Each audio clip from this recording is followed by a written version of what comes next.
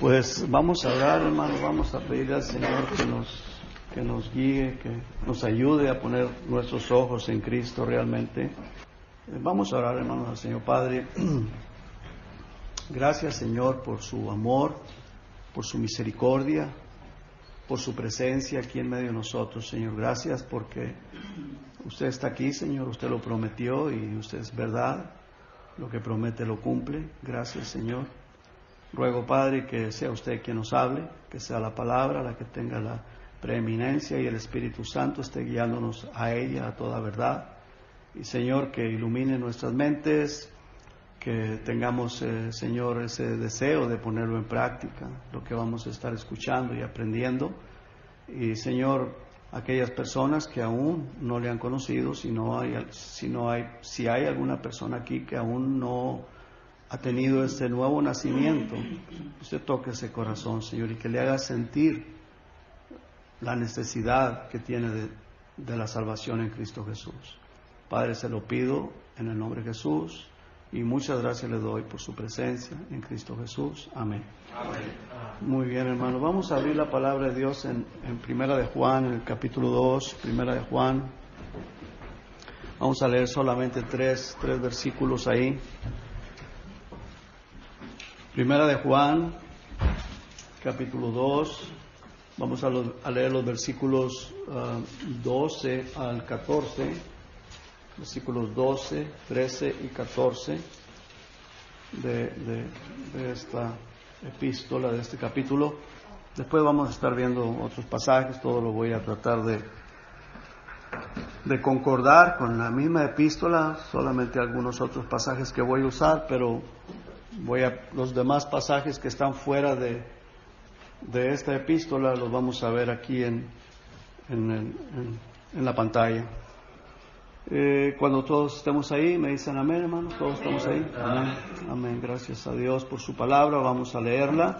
Comienzo leyendo el versículo 12. Dice: Os escribo a vosotros, hijitos, porque vuestros pecados os han sido perdonados por su nombre. Os escribo a vosotros, padres, porque conocéis al que es desde el principio.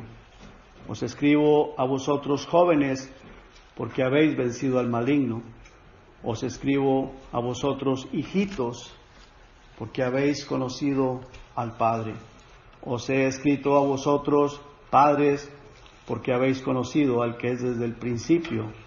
Os he escrito a vosotros, jóvenes, porque sois fuertes, y la palabra de Dios permanece en vosotros, y habéis vencido al maligno. Vamos a hacer una oración más, hermanos. Vamos a pedirle al Señor que nos ayude a entender lo que vamos a estar viendo. Padre, ayúdenos, Señor, que el Espíritu Santo sea el que nos guíe, nos dé la iluminación en nuestra mente, en nuestra vida, en nuestro corazón, para entender y que podamos tener, Señor, ese gozo de que vamos a estar viendo su palabra y el deseo de aplicarla a nuestra vida, el deseo de obedecerla, Señor.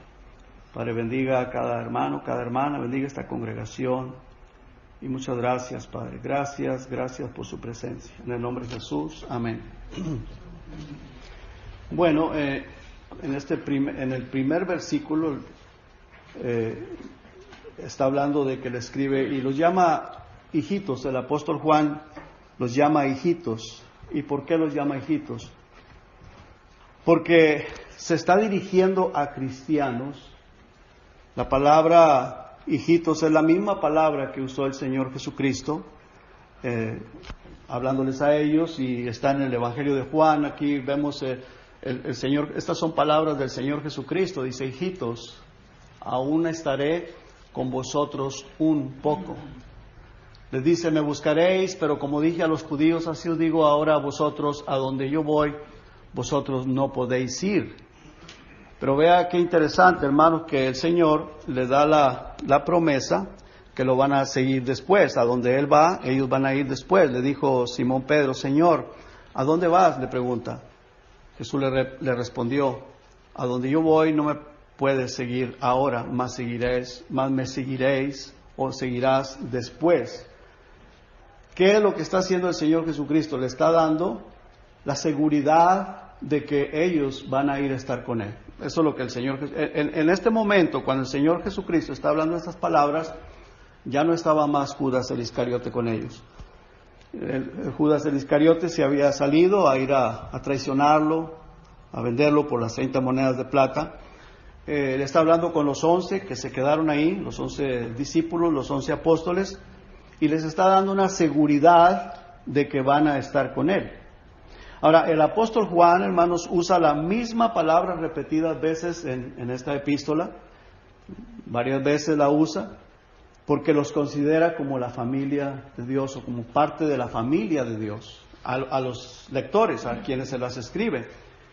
Y una de las cosas por la cual él escribe esta epístola es para que tengan el gozo, para que tengan la seguridad de la salvación, también para protegerlo de los falsos maestros, de los engañadores. Y otra de las cosas es para darle sabiduría, cómo protegerse de los falsos. Entonces, hermanos, vemos que el apóstol Juan los trata a ellos como personas que son parte de la familia. No, cuando él está hablando de las personas falsas, de los engañadores, no se está refiriendo a ellos, está refiriendo a las personas que no están en la congregación o que no son parte de ellos, o si habría algunos ahí de los lectores, pues bueno, pero él les deja saber cómo es que nosotros venimos a ser parte de la familia de Dios. Les deja saber también que se cuiden, que se guarden de esos engañadores. Y eso es lo que vamos a estar estudiando aquí, hermanos. Entonces, el apóstol los trata como a personas que habían recibido el perdón. En el versículo 12, veamos ahí, hermanos, que acabamos de leer, dice: os escribo a vosotros, hijitos. Y luego en la siguiente parte dice: porque vuestros pecados os han sido perdonados por su nombre, por el nombre del Señor Jesucristo. Como personas que han sido perdonadas, han sido lavados con la sangre de nuestro Señor y Salvador Jesucristo. En otras palabras, son personas salvas que son parte de la iglesia de Cristo, parte del cuerpo de Cristo. Personas que han sido perdonadas, que son parte del cuerpo de Cristo. También, hermanos, son personas adultas y jóvenes. Y qué interesante, hermanos, porque está dirigiéndose a jóvenes que han conocido al Señor Jesucristo. Claro, lo conocieron como nosotros lo hemos conocido. No es que lo hayan conocido visualmente o que hayan estado presentes, no lo sé, pero el conocimiento que les está dando a entender es porque lo han conocido espiritualmente, en su interior, así como tú y yo, porque la palabra de Dios dice que el Señor Jesucristo hablando dice que ese es el propósito, que nosotros conozcamos a Dios el Padre y al que Él ha enviado, Jesucristo. ¿Y cómo lo conocemos? Pues es algo interno, algo interior. El Espíritu Santo es el que nos da ese conocimiento de que Él es real, de que Él está sentado en su trono, de creer todo lo que la Biblia nos enseña y que todo lo que la Biblia dice es la verdad. Eso es lo que hace el Espíritu Santo en la persona que ha nacido de nuevo. Una persona inconversa no puede tener ese sentir, no puede tener ese conocimiento. Puede ser religioso, puede decir que sí lo es, pero en realidad no hay esa convicción en su corazón. Y esa es la diferencia que hay entre una persona nacida de nuevo y una persona religiosa. La persona nacida de nuevo ha tenido ese encuentro personal con el Señor Jesucristo y lo conoce y puede dar hasta su vida por Él. Si alguien viene o nos dice que le neguemos o que blasfememos contra el Señor Jesucristo, vamos a negarnos a blasfemar contra Él, aún así nos traten de matar. Por eso muchas personas han dado sus vidas, han muerto, han sido torturados porque los quieren llevar a blasfemar o a negar al Señor Jesucristo y se niegan a negarlo y están dispuestos a dar su vida por el Señor. ¿Por qué? Porque es algo que está interno en nosotros, algo que está íntimo dentro de nosotros, y eso es el poder, la obra del Espíritu Santo. Así que, hermanos, estas personas fueron perdonados, son personas adultos, jóvenes, que han conocido lo que era desde el principio. ¿Qué es lo que era del principio? Pues el verbo, la palabra. La palabra de Dios dice en Génesis que es lo que creó todo lo creó. Y no solamente en Génesis, sino en el Evangelio de Juan también. Dice la palabra de Dios, en el principio era el verbo. Esto está en el Evangelio de Juan. Y el verbo era con Dios, y el verbo era Dios. Y ese verbo fue hecho carne y habitó entre nosotros. Y ese verbo fue el que creó todas las cosas. Dios creó todo con su palabra. Dice que todas las cosas fueron hechas. Todas las cosas por Él fueron hechas. Y sin Él nada de lo que ha sido hecho fue hecho. Y luego en el verso 14 dice, y aquel verbo, aquella palabra, fue hecha carne y habitó entre nosotros y vimos su gloria, gloria como del unigénito del Padre, lleno de gracia y de verdad. Ese es el Señor Jesucristo, hermano, el cual estuvo dispuesto a venir a morir por nuestros pecados. El apóstol Juan por eso dice ahí en 1 de Juan 1:1, estamos ahí, ¿verdad, hermanos? 1 de Juan. Dice lo que era desde el principio del tiempo, porque Dios habita en la eternidad, pero cuando Dios comenzó a crear todas las cosas, dice lo que hemos oído, la palabra de Dios, lo que hemos visto con nuestros ojos, el Señor Jesucristo, el Dios encarnado, lo que hemos contemplado, lo pudieron contemplar, lo pudieron tocar y palparon nuestras manos tocante al verbo de vida. Qué grande privilegio, ¿verdad, hermanos? Lo de los apóstoles, personas que estuvieron con Él. Qué grande privilegio para aquellas personas como aquella mujer que fue y tocó el manto del Señor y quedó sana. Dijo, si tocare el manto del Señor, con esto me será suficiente. Fue y lo tocó y dice que el flujo de sangre se le detuvo. Fue sanada en ese mismo momento, en ese mismo instante. Ahora, también, hermanos, lo denomina como propiedad de Dios. Versículo 4 del capítulo 4, por favor. Ahí en el capítulo 4, veamos que dice en el versículo 4, hijitos. Y una vez más los llama hijitos. Hermanos, ¿cuántos de aquí que somos hijitos? ¿Cuántos somos hijitos de Dios el Padre, de nuestro Señor Jesucristo? Gloria a Dios por ello. Dice el versículo 4, hijitos, vosotros sois de Dios. Qué interesante, hermano, y qué importante. En otras palabras está diciendo, ustedes son propiedad de Dios. Le pertenecen a Dios. ¿Por qué, hermano? Porque el Señor Jesucristo nos compró con su sangre preciosa. ¿Verdad que sí? Lo dice la Biblia, que Él nos compró con su sangre. Él pagó un precio muy alto, entregando su vida por rescatarnos a nosotros, pecadores, que no valíamos un centavo. Dice la palabra de Dios, mas Dios demuestra su amor para con nosotros, en que siendo aún pecadores, Cristo murió por nosotros. No valíamos nada. Nadie daría nada por nosotros. Éramos un montón de orgullo, de pecado, de vanidad. Pero el Señor Jesucristo estuvo dispuesto a dejar su trono para venir a morir por nosotros, dar su vida, derramar toda su sangre. Y dice aquí, hermanos, dice, hijitos, vosotros sois de Dios, les está diciendo a los lectores, y es para nosotros también. Cada vez que la leemos, Dios nos habla a nosotros, nos dice, hijitos, tú eres de Dios y los habéis vencido, porque mayor es el que está en nosotros o en vosotros. ¿Quién es el que está en nosotros? El Espíritu Santo, el Señor Jesucristo, porque Él prometió que iba a venir a través del Espíritu Santo a vivir con nosotros, a morar en nosotros. Dice, es mayor el que está en vosotros que el que está en el mundo. Y en el mundo pues se encuentra Satanás, ¿verdad que sí? Es el diablo el que se encuentra en el mundo. O sea que los denomina como propiedad de Dios y que tienen a Dios. O sea, no se autodenominan ellos, no dicen, hey, nosotros somos de Dios. No, el apóstol Juan, inspirado por el Espíritu Santo, los denomina como propiedad del Señor. Mas, sin embargo, hay algo bien importante, hermanos, que tenemos que examinar. Les hace algunas exhortaciones y es muy importante. Ahora, ¿por qué? ¿Porque la salvación se puede perder? No es que la salvación se pierda, pero les dice que no pequen.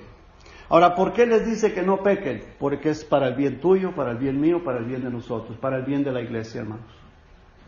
En el capítulo 2, versículo 1, dice, hijitos míos. Vea lo interesante y lo importante, hermanos, que los llama, en este versículo también los llama hijitos, y les dice, hijitos míos, estas cosas os escribo para que no pequéis. Y claro, dice, y si alguno hubiere pecado, abogado tenemos para con el Padre, a Jesucristo el justo, pero el pecado, hermanos, trae consecuencias, ¿verdad que sí? ¿Estamos de acuerdo? Hermanos, ¿estamos aquí? ¿Verdad que sí? El pecado trae consecuencias. Dios no quiere que pequemos, hermanos.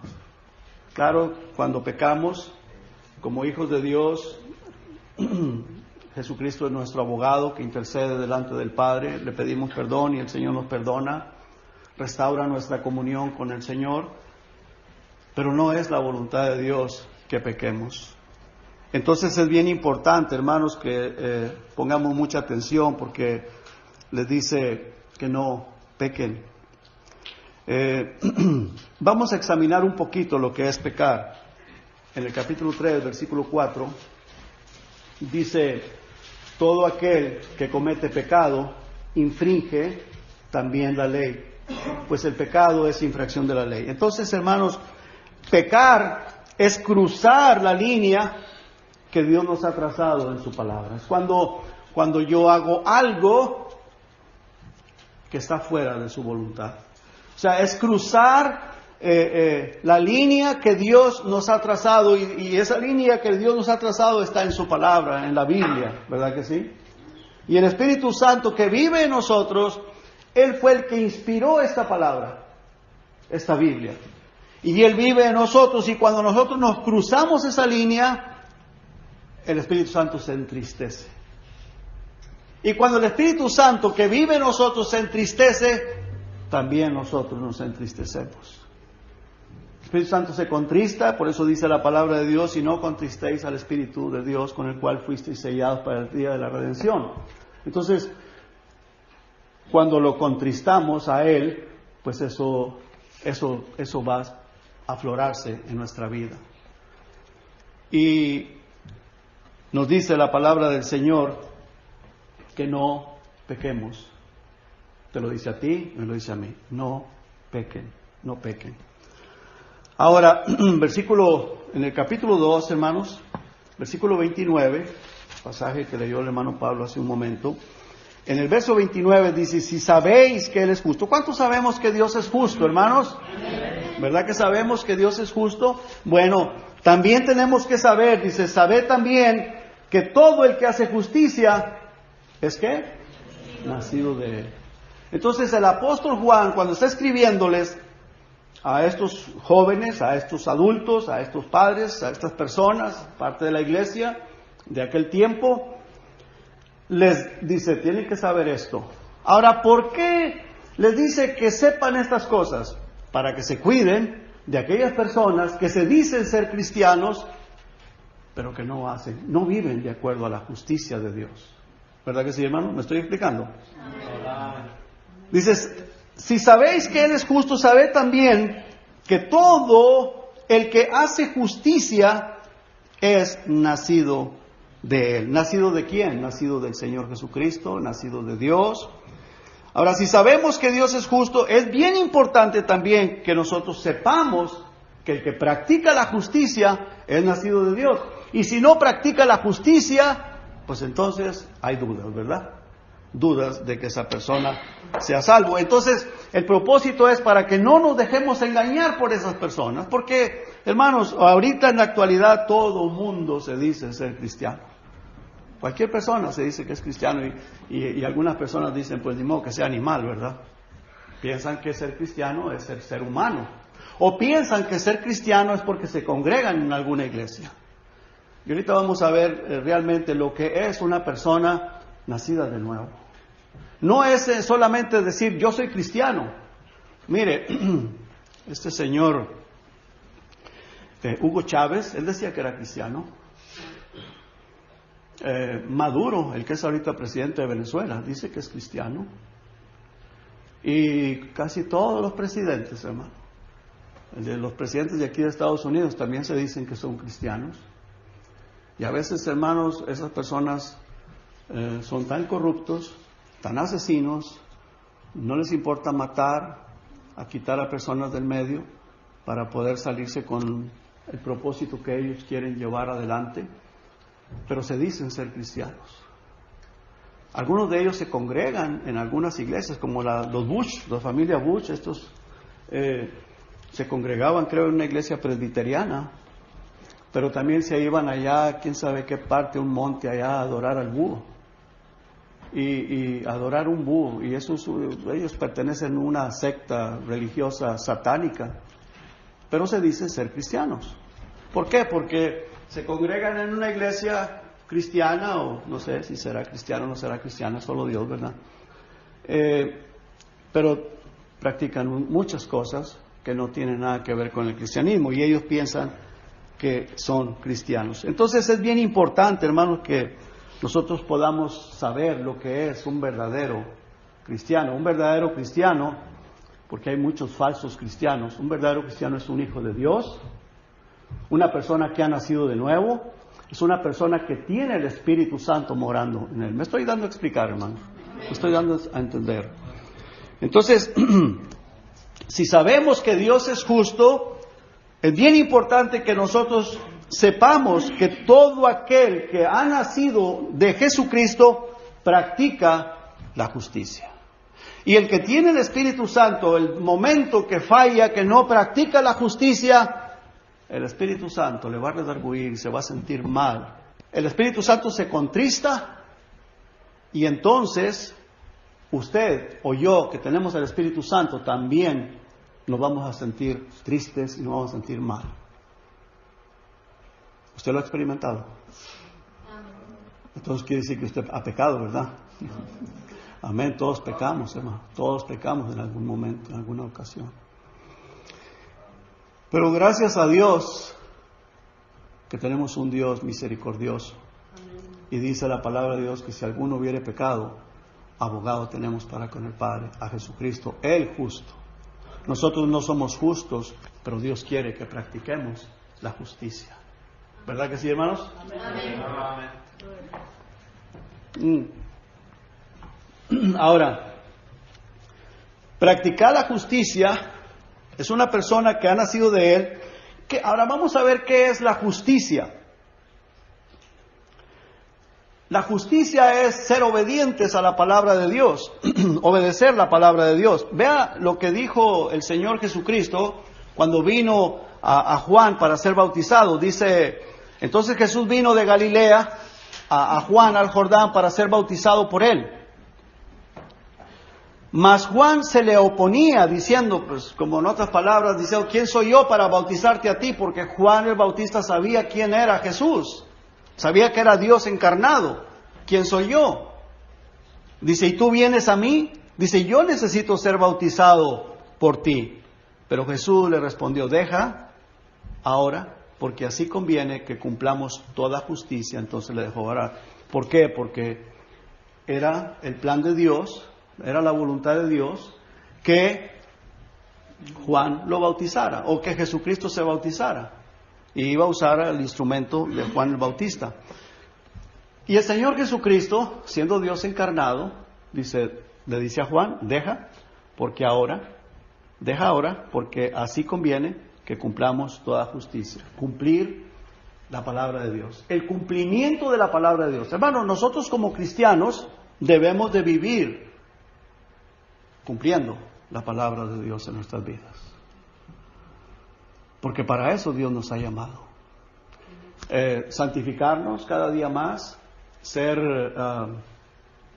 instrumentos de justicia, ser instrumentos que confiesan el nombre de Cristo afuera, que nuestra vida, que nuestros hechos demuestren que Dios vive en nosotros. Para eso Dios nos ha dejado aquí, ¿verdad?, sobre la tierra, para que cumplamos la palabra de Dios, el propósito por el cual Dios nos ha dejado aquí sobre la tierra. Entonces, hermanos, cumplir la justicia es obediencia a la palabra de Dios, es obedecer. El que practica la justicia cumple con la palabra. Fallamos y fallamos. Pero tenemos que tener ese deseo de ser cada día mejores. Tenemos que tener el deseo de ser agradables a los ojos de Dios. Y yo creo, hermanos, que desde ahorita tenemos, Señor, por favor, perdónanos y ayúdanos a ser cada día mejores. Que estemos verdaderamente cumpliendo con esa justicia, con la palabra del Señor. El que practica la justicia cumple con la palabra de Dios. El que practica la justicia es alguien que no miente. Alguien que no miente, que tiene un compromiso con Dios, tiene una responsabilidad con Dios y no quiere mentir por ninguna razón. Es alguien que no engaña, es alguien que no estafa, es alguien que no roba, es alguien que no menosprecia a su prójimo. ¿Es cierto eso, hermanos? ¿Es verdad? ¿Verdad que sí? Eso es parte de la justicia. No menosprecia a su hermano o a las otras personas. No se burla de los demás. Es algo que es abominable a los ojos de Dios, hacer burla de los demás. Y hermanos, es algo muy común en las personas, a veces, el burlarse de otras personas. Cuando una persona se burla de alguien más, es porque él se siente mejor, se siente superior, porque lo está menospreciando. ¿Cierto o no es cierto, hermanos? Vea lo que dice la palabra de Dios. ¿Hasta cuándo, oh simples, amaréis la simpleza? Y los burladores desearán el burlar, y los insensatos aborrecerán la ciencia. Cuando una persona hace burla de otra persona, es porque se siente superior al otro, se siente mejor. Y el Señor lo llama simple, insensato. Al que hace burla de alguien más, Dios lo mira como un insensato. ¿Por qué? Porque se está metiendo en problemas delante de Dios. No con la persona, sino con el Señor. ¿Me estoy explicando, hermanos? Amén.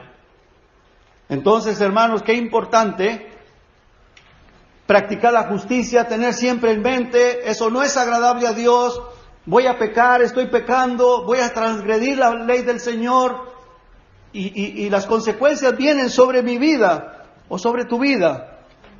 La persona que practica la justicia se duele del dolor ajeno. Fíjese lo que dice la palabra de Dios: gozaos con los que se gozan, llorad con los que lloran. Pero nosotros muchas veces, hermanos, vemos una persona llorando porque algo le pasó y nos burlamos. No sé si usted lo hace, ¿verdad? No debemos de hacerlo, porque al rato se viene sobre nosotros un problema aún mucho peor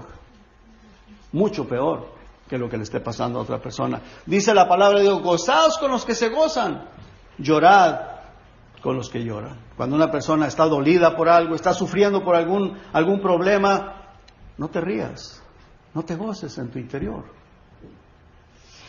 Debes de ponerte con la persona. Y si sientes algo que no es agradable a los ojos de Dios, sientes en tu corazón algo que va en contra, que tú sabes que va en contra de la voluntad de Dios, tienes que reprender ese pensamiento, porque eso proviene de Satanás mismo. Viene del diablo. Todo lo que contradice la palabra de Dios viene de Satanás, viene de los demonios. La palabra de Dios dice que Satanás anda como león rugiente alrededor de nosotros buscando a quien devorar. Y él es el que trae pensamientos negativos que van en contra de la palabra de Dios. ¿Me estoy explicando, hermanos? Amén. Así que no te dejes engañar por aquellos que no practican la justicia, aunque digan ser cristianos. Ahora, ¿un cristiano puede pecar? Sí. Y tal vez nosotros no nos damos cuenta, esa persona se va a arrepentir después, va a pedir perdón a Dios, y nosotros vamos a meternos en un problema de juzgarlo, o de juzgar que no es cristiano, que lo cual tampoco no es correcto. Pero el apóstol Juan aquí nos está diciendo que la persona que practica la justicia es porque es nacido de Dios. Y también dice que si no practica la justicia, pues es un hijo del diablo. Eso lo veremos más adelante. Pero dice la palabra de Dios que nosotros debemos de gozarnos con los que se gozan y llorar con los que lloran. Así que no te dejes engañar por los pensamientos diabólicos que vienen para engañar. La palabra cristiano, hermanos, se usa solo 3 veces en toda la Biblia. En Hechos 11:26, dice que se congregaron ahí todo un año con la iglesia y enseñaron a mucha gente, y a los discípulos se les llamó cristianos por primera vez en Antioquía. No crea usted que lo hicieron por halagarlos, lo hicieron por burla, porque decían, esta gente son seguidores de aquel Cristo, Jesucristo, Jesús, el que le decían el Cristo. Después vemos que Agripa, que era rey de Israel, de Judea, dice, entonces Agripa dijo a Pablo, por poco y me persuades a ser cristiano. La tercera vez que se usa es por el apóstol Pedro, y dice, pero si alguno padece como cristiano, no sé si sería por burla, sería por menosprecio, tal vez los golpeaban y los menospreciaban mucho. Dice, no se avergüence, sino glorifique a Dios por ello. Glorifique a Dios por ello. Ahora, es interesante, hermanos, notar que el único que la usó fue, de todas las epístolas, de todos los apóstoles, fue el apóstol Pedro. Y dice, no te avergüences, porque si padeces por ser cristiano.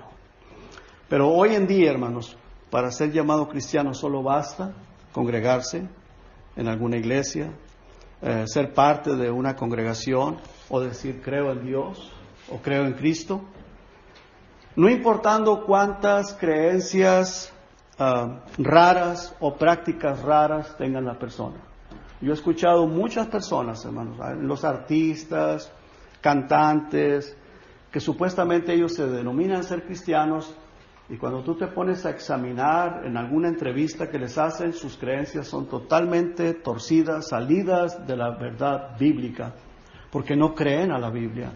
Creen partes de la Biblia, o creen a la Biblia, pero creen a un montón de otros escritos, de un montón de la nueva era, de muchas cosas, y hacen una mezcla, pero ellos se dicen ser cristianos. Eso es precisamente lo que el apóstol Juan, inspirado por el Espíritu Santo, nos está enseñando. Tengan cuidado con esas personas, porque esas personas que se dicen ser cristianos, si no practican la justicia, verdaderamente no son cristianos. Son personas que tienen un montón de enredos en su mente, en su cabeza, creencias raras, prácticas raras. Y es que, hermanos, la palabra cristiano ha sido muy, muy degradada en nuestros días, muy degradada.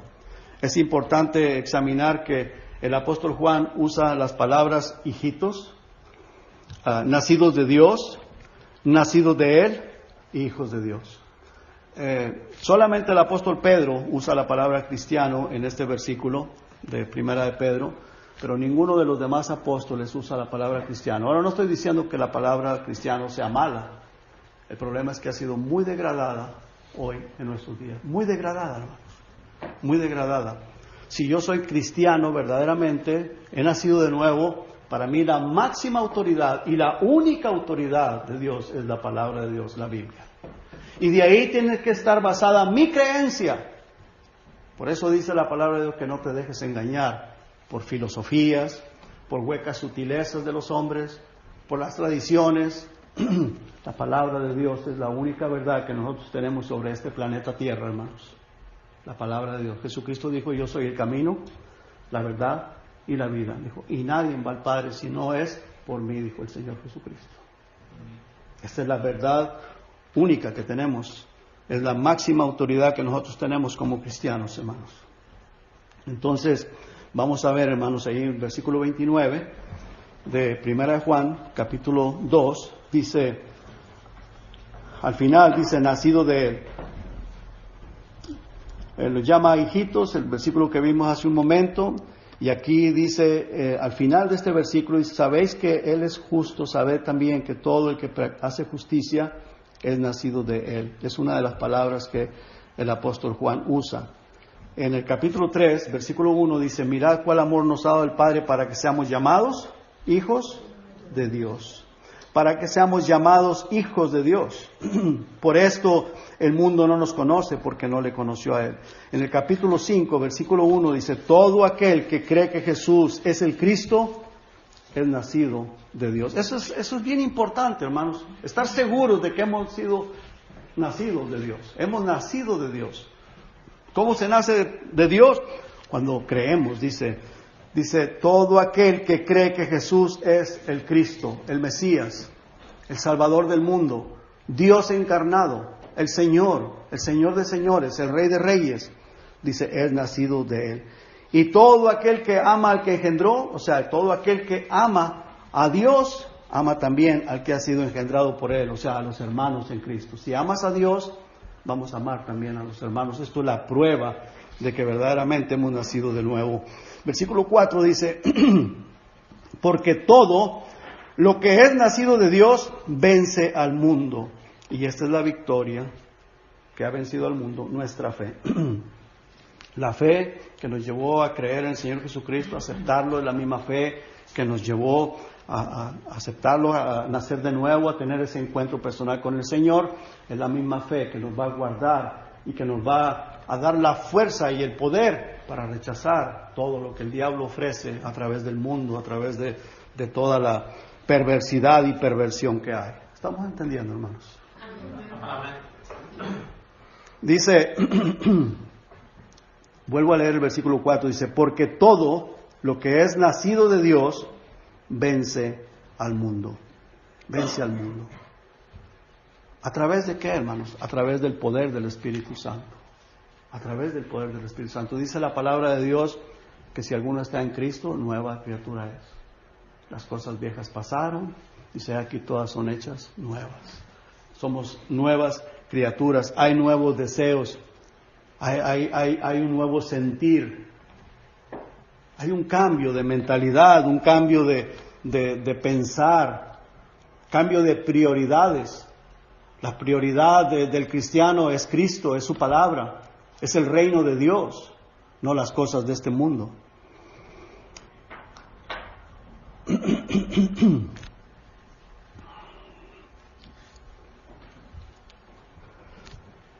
Es importante poner mucha atención que el apóstol Juan dice que no nos dejemos engañar de nadie, que no dejemos que nadie nos engañe. Versículo 7 del capítulo 3, hermanos, por favor, dice, hijitos, nadie os engañe. El que hace justicia es justo, como Él es justo. Fíjese que es bien interesante, hermanos, y bien importante que el que debe de enseñarnos es el Señor Jesucristo, es el Espíritu Santo. Fíjese lo que dice en el versículo 27 del capítulo 2. Dice, pero la unción que vosotros recibisteis de Él, o sea, de Dios, la unción, el Espíritu Santo, permanece en ustedes. Y no tenéis necesidad de que nadie os enseñe, así como la unción misma os enseña todas las cosas y es verdadera y no es mentira, según ella os ha enseñado, permaneced en Él. Entonces, hermanos, ¿no tenemos necesidad de que alguien se pare aquí en el altar a enseñar? Sí, pero ¿enseñar qué? La palabra de Dios, hermanos. No filosofías, no palabrería humana. Yo puedo decir un montón de cosas, hermanos. ¿Serán ciertas? ¿Serán mentiras? Como decía el hermano Adrián, los testimonios que estaba él conversando con nosotros, compartiendo con nosotros el viernes de una iglesia que fue. Se la pasaron puro testimonio y nunca hubo lectura bíblica. Nada de lo que decían estaba siendo confirmado con la palabra de Dios. Y no es que no podamos enseñar a otras personas, claro que sí, pero hay que enseñar la palabra de Dios. Si acaso damos alguna pequeña explicación, está bien, o atraer la atención a una palabra, a un versículo, porque es Dios hablando, hermanos. Y el Espíritu Santo que mora en ti lo va a confirmar y te vas a dar cuenta que lo que se está diciendo es verdad, es la palabra de Dios. Por eso dice aquí la palabra de Dios, vamos una vez más al versículo 7, hermanos, del capítulo 3, dice, hijitos, nadie os engañe. El que hace justicia es justo como Él es justo. No te dejes engañar, que no nos dejemos engañar. Y luego dice en el versículo 28, y ahora, hijitos, perdón, el versículo 27 dice, pero la unción que vosotros recibisteis de Él permanece en vosotros y no tenéis necesidad de que nadie os enseñe. El Espíritu Santo que mora en nosotros dice que nos va a guiar ¿a dónde, hermanos?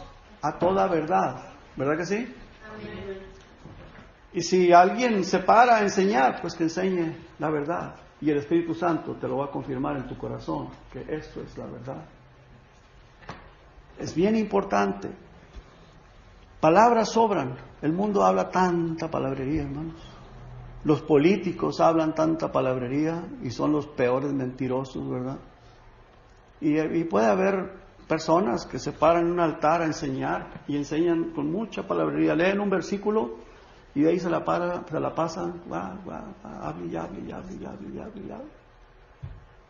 Y la Biblia, hermanos, no la vuelven a tocar.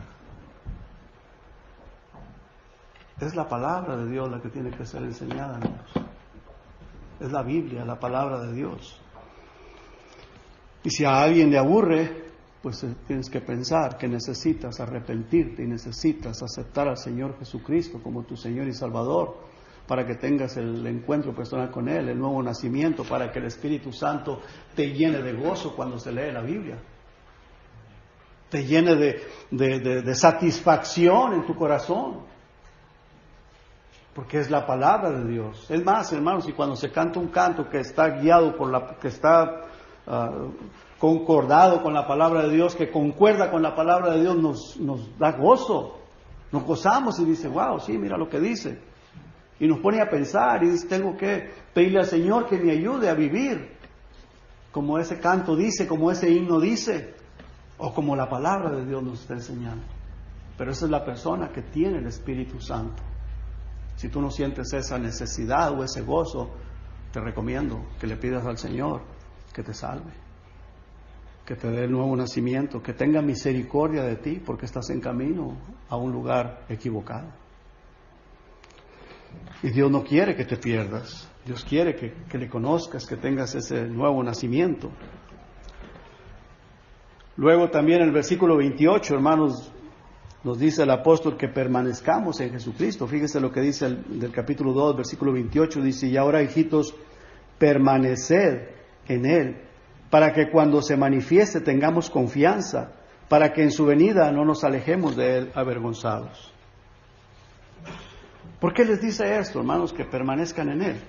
Porque el Señor Jesucristo les dijo a ellos muchas veces que permanecieran en Él.